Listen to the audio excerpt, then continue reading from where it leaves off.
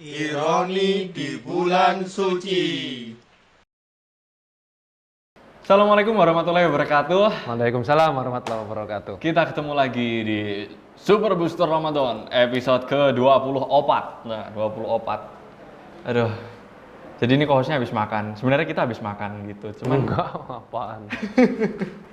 Nggak usah so akrab lah. yo. Ya, teman-teman semuanya. Biasanya menjelang akhir Ramadan ini kalau di Indonesia ada budaya tradisi mudik gitu ya. Budaya. Itu Budaya. istrinya Pak Daya. Ada lagunya tuh budaya tuh. Udah. Lelaki budaya barat. Itu lagunya. Ono wae enten Mas Zaki. Ku tertipu lagi. Oh, uwo, ku tertipu lagi. Itu. Nggak tahu dia. Itu lagu itu ada masih jadi embrio dia. Iya. Jadi teman-teman soalnya kita hari ini mau bahas ironi seputar mudik. Nah, apaan ironi seputar mudik? Nah, biasanya akhir Ramadan itu tadi ya, orang-orang pada mudik, pada kampung. Mungkin orang Jawa ada yang Jawa Barat, mungkin ke Jawa Tengah, atau mungkin ada yang bahkan sampai keluar Jawa gitu ya. Nah, biasanya gitu, mudik ini bikin orang mungkin ke distract, walaupun nggak semua ya. Bikin lebih fokus buat nyiapin balik kampung, nyiapin kegiatan-kegiatan di kampung halaman nanti gitu. Jadinya ibadah-ibadahnya mungkin banyak yang terbengkalai gitu. Itu pun kondisi sekarang sih dilarang pemerintah mudik katanya, nggak tahu berubah apa enggak gitu. Mungkin pulang kampung boleh kalau pulang kampung. Nggak usah cari masalah. Apa ya, cari istilah lain dong, pulang ke rumah gitu. Pulang kampung, bedanya apa sih Mudik. Pak, pulang kampung sama mudik Pak? Sebaik-baik mudik, sebaik-baik pulang kampung adalah pulang kampung akhirat. Masya Allah. Mantap. Nah, itu hidup yang sebenarnya, hayawan. Nah, itu hidup yang sebenarnya. Jadi yang paling penting itu bukan mudik atau tidak, tapi yang paling penting adalah cinta kita kepada keluarga itu tidak hilang.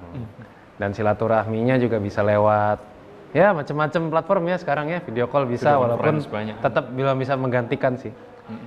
Ya, tapi yang jelas kalau mudik pasti tetap perhatikan keselamatan dan efektivitas ibadah kita. Jangan sampai mudik kita tuh malah menghambat kita dari ibadah-ibadah, terutama 10 hari terakhir di bulan suci Ramadan. Yes, Makanya benar, sudah diingatkan oleh Bang Haji Romai Rama tentang mudik ini. Mudik, tau. Gitu. Bohong kalau kamu menang gitu ya. Ada aja melesetinnya tuh. Heran nih. Aduh.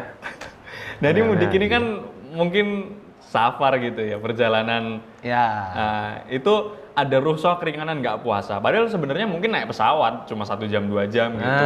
Enak betul. ber-AC lagi. Betul. Terus kalau dia mau membatalkan puasa itu pilihan yang tepat nggak sih sebenarnya Mas? Nah, sebenarnya puasa itu beda sama sholat ya. Kalau sholat itu meskipun kita meskipun kita mampu untuk melakukan sholat yang sempurna, kalau safar justru anjurannya adalah qashar. Ya, jamak qashar. Tapi kalau puasa, Allah itu sudah menekankan di surat Al-Baqarah ayat 184 ya. Di akhir surat Al-Baqarah 184, wa antasumu khairul lakum in kuntum ta'lamun. Itu kan kalau misalnya faman kana maridon aw ala safarin fa iddatun min ayyamin ukhar ya. Kalau misalnya sedang sakit atau sedang dalam bepergian, boleh diganti di hari lain. Jadi membatalkan puasa tidak masalah, tapi di akhir itu ditekankan wa antasumu khairul lakum in kuntum ta'lamun. Jadi meskipun sakit, kalau bisa puasa ya puasa. Kalau meskipun sedang bepergian, kalau bisa puasa ya berpuasa. Nah, jadi ketika safar baiknya tetap berpuasa. Apalagi kalau misalnya tadi perjalanannya itu sangat memudahkan kita. Kayak naik pesawat, ya, kampungnya di Papua misalnya. Enak tuh. Ambil penerbangan yang jam 3 sore ya. Dia lebih cepat Sampai 2 di jam sana gitu udah ya. mau buka puasa. Gitu aja terus. Ya kali duitnya dong. Ih, itu kan kamu nggak punya duit. Oh. Ya bener juga Kalau sih. punya duit mah bebas. Sultan mah bebas gitu. Bebas. Lagian safarnya juga nggak kayak zaman Nabi kan, mungkin panas-panas, naik unta gitu ya. Air cadangannya nggak terlalu banyak gitu. Mungkin ya, saya nggak pernah hidup zaman Nabi soalnya. Ini nggak tahu. Pengasuh sirah Sahabat serius. Sirai, das, sirai. Ya gitu teman-teman ya. Jadi kalau sakit juga kalau masih memungkinkan Masih jangan dibatalin. iya. Apalagi kalau sakitnya cuma sakit kudis, sakit Sakitmu sendiri itu. Ya kalau cuma sekedar apa ya batuk, itu pusing-pusing itu yang masih bisa ditahan. Ya pusingnya bukan vertigo ya. Kalau vertigo ya Jangan mungkin lah ya. akan sulit karena kan muter-muter. Kalau pusing yang biasa, apalagi pusing nyopin-ipin, pusing kanan, pusing kiri, itu nggak apa-apa. Ya, ini mah puasa. Kenapa harus nggak puasa gitu? Sayang. Apalagi ya teman-teman sekalian kalau kita ganti ya kodok puasa itu tuh lebih berat biasanya. karena orang sekitar nggak puasa juga ya. Iya dan gimana ya? Pokoknya berat aja rasanya. Lebih berat daripada menjalankan puasa sunnah. Kodok puasa itu. Ya. Mungkin karena atmosfernya juga nggak mendukung gitu. Atmosfer di suasananya langit. bukan suasana. Iya. Atmosfer nggak di sini di langit. Iya. Ketawaan. Nah itu mungkin apa? Jadi terabaikan atau mungkin ketika safarnya mungkin malam juga gitu jadi nggak sholat taraweh gitu ya. Oh iya benar juga. Nah itu juga perlu diperhatikan. Jadi boleh. Kalau kadang orang mikir gini, loh kalau misalnya sholat aja saya kosor, masa iya saya tetap puasa? Gitu. Ada yang mikir kayak gitu. Ya padahal tadi ya dua hal yang berbeda. Karena penekanan dari ibadah puasa ini justru kita itu disuruh untuk berlelah-lelah dalam berpuasa. Ingat perang Badar itu saat Ramadan. Bahkan sejarah negara kita juga kemerdekaan Indonesia saat Ramadan. Ya, jadi justru Ramadan ini adalah momen-momen yang heroik bagi setiap hamba Allah. Masya Allah. Keren. Mungkin apa? Biar mudik itu bisa lebih bermanfaat, ini kan hal mubah gitu ya. Apa tips and triknya biar mudiknya tuh lebih bermakna gitu, lebih bisa supaya mudik kita nggak mengganggu ibadah kita, maka jangan mudik. Ya. Kalau misalnya tapi pulang kampung, ya pulang kampung kayak apa? Ya kalau kampungnya cuma Gunung Kidul dari Nitian ya dekat. Kalau misalkan ya nanti harus diukur ya. Kalau misalnya saya nih, saya misalnya dari Jogja ke Bekasi tempat orang tua saya. Biasanya saya bawa mobil sendiri, itu saya biasanya berangkatnya sebelum maghrib, sekitar jam 4 masuk tol. Itu sampai di nanti di rest area sholat sholat jamaah antara maghrib dengan isya ya sambil buka puasa. Udah terus sampai di sana baru taraweh.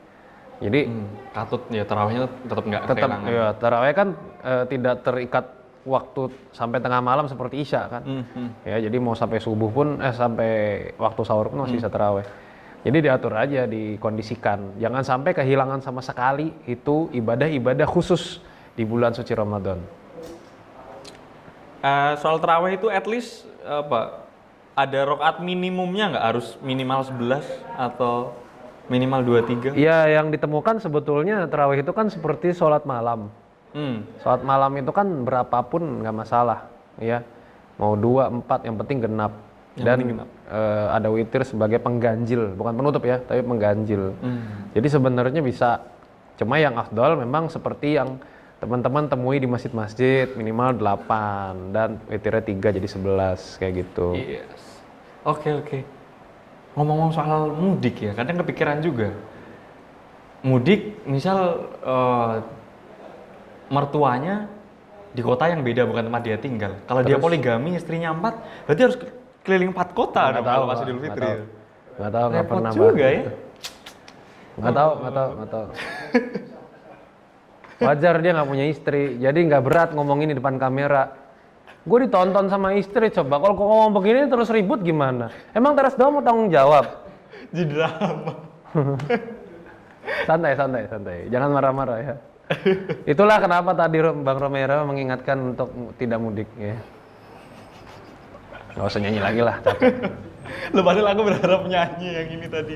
Ya udah gitu dulu ya teman-teman soal mudik gitu. Apakah teman-teman memutuskan untuk mudik atau tidak tahun ini? Ya. Mungkin memutuskan untuk pulang kampung. Iya. Kalau ada yang mau lebih aman sih ya, mendingan yang ambil opsi paling aman dan nyaman saja. Yes. Terutama buat diri kita dan orang-orang sekitar kita ya. Jangan sampai mencelakakan. Kita juga ketemu sama orang tua bisa jadi sebagai carrier ya, sebagai tas gunung tadi. Ya, membawa virus corona dari tempat kita tinggal ke orang tua kita, kan kasihan orang tua kita dong. Nggak salah apa-apa malah kita kasih virus. Padahal virus-virus cinta itu butuh dokter cinta. Ada lagunya ya. Nggak usah nyanyiin deh, nanti orang pada nyari. Aduh. Mama, mama, mama, itu lagunya. Ku rasakan virus-virus cinta. Oke Ku deh, gitu butuh dulu ya dokter teman-teman cinta. buat episode kali ini. Terima kasih banyak yang sudah mau bertahan nonton sampai episode ke-24. Mama, Kalian semua tolonglah nonton pun aku. jangan lupa subscribe channel Teras Dakwah. Pusing Follow kepala aku memikirkan dia. @adika.pk. Assalamualaikum warahmatullahi wabarakatuh. Waalaikumsalam.